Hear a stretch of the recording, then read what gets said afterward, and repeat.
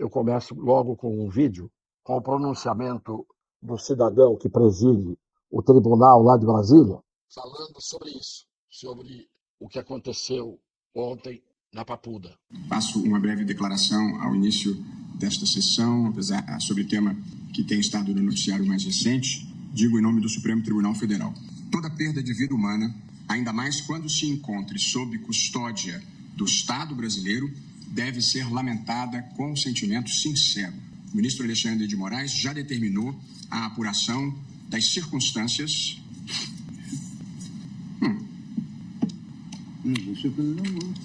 em que se deu a morte de um cidadão brasileiro nas dependências da Papuda, ao que tudo indica, por causas naturais. As estatísticas revelam que morrem 4 pessoas por dia em presídios brasileiros, em geral de causas naturais, que todavia podem ser agravadas pelas condições carcerárias. Aliás, para enfrentar tais condições, o Supremo Tribunal Federal declarou o estado de coisas inconstitucional no sistema carcerário e a elaboração de plano para a melhoria das suas condições. Registro que não é o judiciário que administra o sistema penitenciário. Seja como for, manifesto em nome do Tribunal solidariedade à família do cidadão brasileiro que faleceu no presídio da Papuda no dia 20 de novembro de 2023. O cidadão internacional, o cidadão brasileiro que morreu ontem, tem nome e sobrenome. Tem mulher, tem filhos, tem mãe, tem família. Viu, cidadão internacional, que chamou um brasileiro de mané, e não é apenas aquele que ele chamou de mané que ele acha que é mané entre ou dentre os brasileiros. Viu, cidadão? O cidadão brasileiro que morreu ontem tem a presunção de inocência, porque não foi condenado a nada. Nem se sabe qual é o crime do qual ele é acusado. Então, quando você, cidadão, se referir a uma pessoa que morreu, com seu sentimento sincero de lamento pela morte, hipócrita, refira-se a essa pessoa que morreu em respeito pela família e pela, entre aspas, sinceridade do seu sentimento e desse tribunal, em nome do qual você falou, em respeito de o nome, chame pelo nome a pessoa do falecido. Só que você disse outras absurdidades que eu vou apontar aqui. Primeiro, você disse que tem que se lamentar a morte de quem está sob custódia, está preso, sob custódia, e custódia não é apenas a cadeia, a cela, a grade. Custódia exige deveres de cuidado em favor do custodiado. O Estado está na Constituição, o Estado tem que respeitar o preso.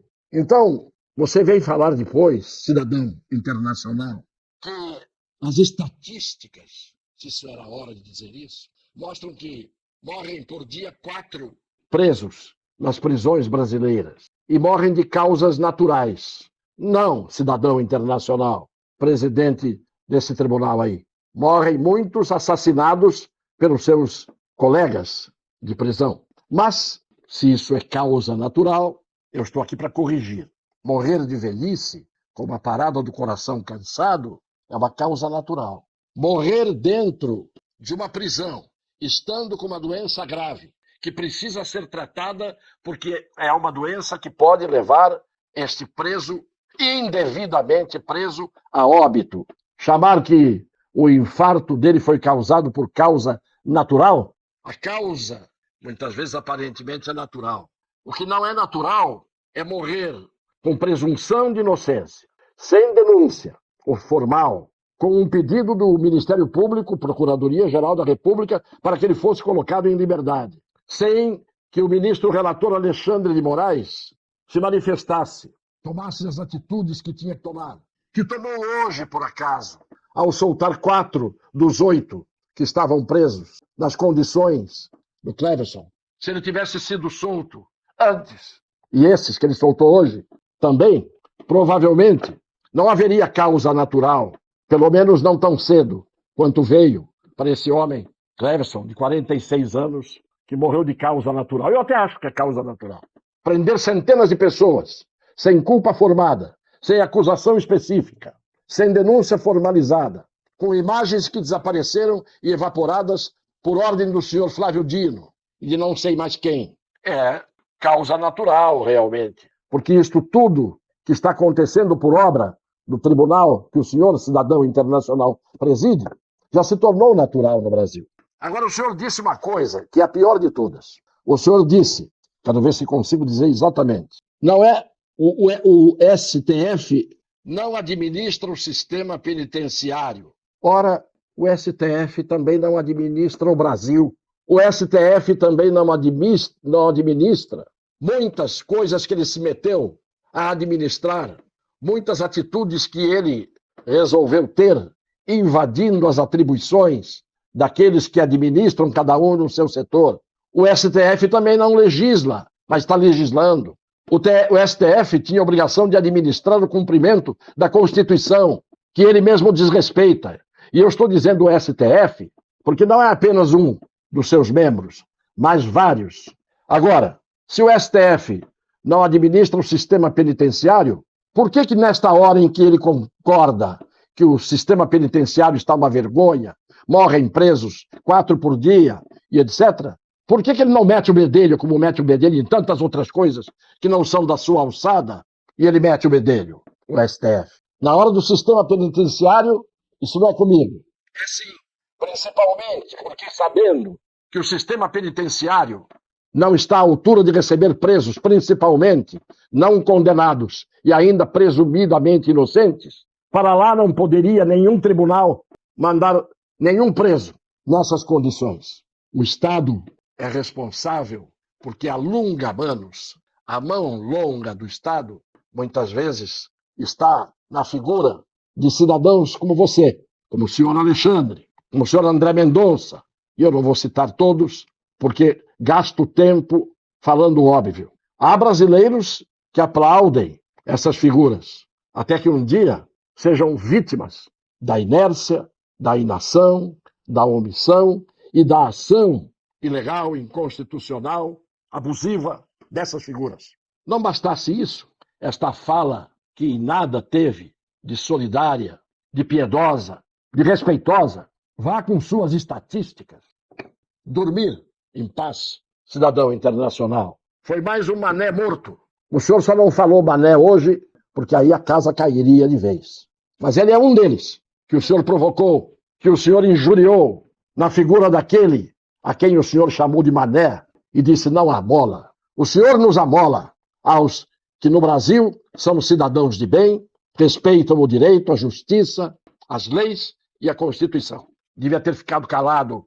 Não bastasse isso, o senhor Alexandre hoje mandou soltar 4 daqueles cuja liberdade estava sendo pedida pelo Procurador-Geral da República, o órgão da acusação, máximo órgão da acusação na Justiça Federal do Brasil. Para quem? O Tribunal da Bananas.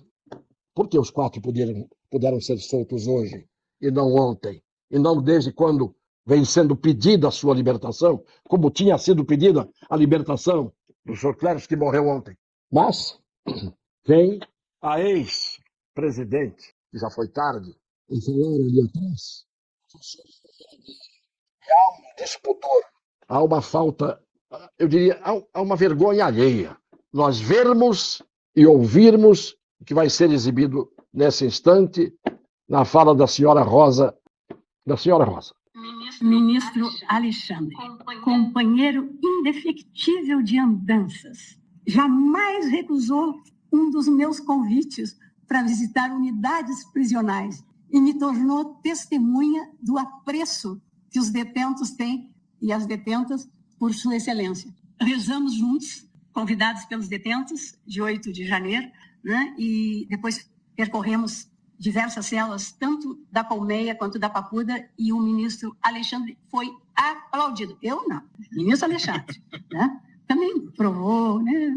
Enfim, o ministro Alexandre é realmente um companheiro insubstituível. Eu fico pessoalmente constrangido de ver e ouvir isso. Nada temos a ver com as andanças dela com ele, ela referiu. Mas o mais trágico é que se estavam na Papuda e juntos, e o ministro recebeu aplausos daqueles presos que ali estavam, nós vamos ver daqui a pouco o que diz uma presa da Papuda sobre esse momento e esse dia.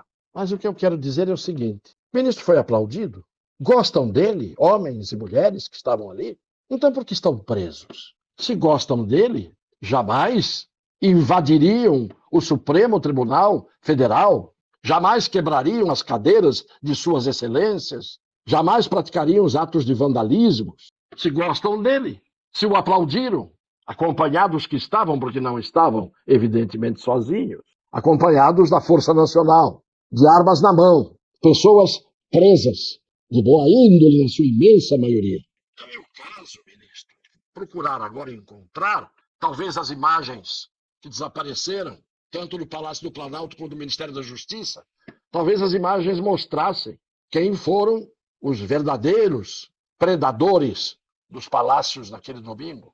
Porque se eram terroristas, este absurdo que se teve que ouvir durante esses meses todos, os terroristas aplaudiram o ministro, os terroristas gostam do ministro, então o ministro não deveria mantê-los na prisão, porque quem gosta do ministro, quem aplaude o ministro, não invade o Supremo para quebrar o Supremo. Vamos ver quem fez isso. Não tem lógica o que eu estou dizendo? Ou eles aplaudiram porque estavam aterrorizados? Vejam, a respeito do que disse a Dona Rosa, o que disse uma presa que estava no dia dessa visita. O vice-diretor foi nos avisar para a gente manter a calma. Ele entrou na ala D primeiro. Estava ele, a Weber e a Segurança Nacional. Eles entraram com metralhadora, os agentes dele lá, segurança dele, com o dedo engatilhado, com o dedo no gatilho, apontando para as mulheres, e com a mão também no spray de pimenta. Mas isso a gente dentro da cela. Ele estava atrás da cela, mas a Força Nacional apontando para a gente. Todos sentados, a gente ouviu os aplausos da ala D, mas por quê? A Rosa Weber fez as pessoas agradecerem ele e aplaudirem. Isso tudo foi relatado nos banhos de sol, porque foi o assunto daquela semana ele ter ido lá, né? E as mulheres começaram a tremer de medo de ver ele. Muitas fizeram xixi na roupa, tremendo, sem brincadeira, foi essa a reação. E a Jupira se ajoelhou pedindo perdão para ele, tremendo de medo. E antes, elas ouviram tudo, né, chorando, ele entrou, ele viu o banheiro, que era um banheiro, viu os quartos, saiu dali. A Rosa Weber ficou falando um monte de coisa lá e falou para as meninas agradecerem ele, e ele saiu de lá aplaudido na aula dele. Só uma mulher falou assim: o meu Deus nos ensinou a orar pelos nossos inimigos. E muitas vezes, seu Alexandre, ela falou para ele, eu subi no monte para orar pelo Senhor, porque eu sei que Deus não se agrada com a morte do ímpio. E muitas vezes eu subi no monte, porque a palavra nos ensina a orar pelos nossos inimigos. Ele falou, muito obrigado, sabe? Ele agradeceu com aquela cara, com aquela pose de soberba, com as duas mãos assim juntas, com aquela pose que ele faz para falar. E a Força Nacional com as armas apontadas para nós. Aí o que ele repetia, isto não é uma vingança, porque ele viu a quantidade de idosa que estava lá dentro. Então ele repetia isso constantemente, isto não é vingança, isto não é uma vingança. Está aí a palavra dessa mulher que estava presa no dia e que revelou os fatos com mais detalhes do que a senhora Rosa, referindo-se ao seu insubstituível e indefectível amigo, para o qual ela pediu palmas. É isso. A Papuda é um momento histórico. A Papuda não é uma penitenciária. A Papuda é um momento histórico. Como a Bastilha não era uma prisão. Caiu a Bastilha. E caíram todos aqueles que, fazendo a revolução, guilhotinaram os seus inimigos. Mas depois foram todos perder a cabeça na mesma guilhotina para onde mandaram os seus inimigos. A Papuda é um símbolo. Como a Bastilha, que caiu em 1789, com a Revolução Francesa, é também um símbolo. Nada fica de pé. Ficam os obeliscos, construídos sempre em homenagem aos mortos que em vida se julgavam eternos. Um beijo no coração das pessoas de boa fé.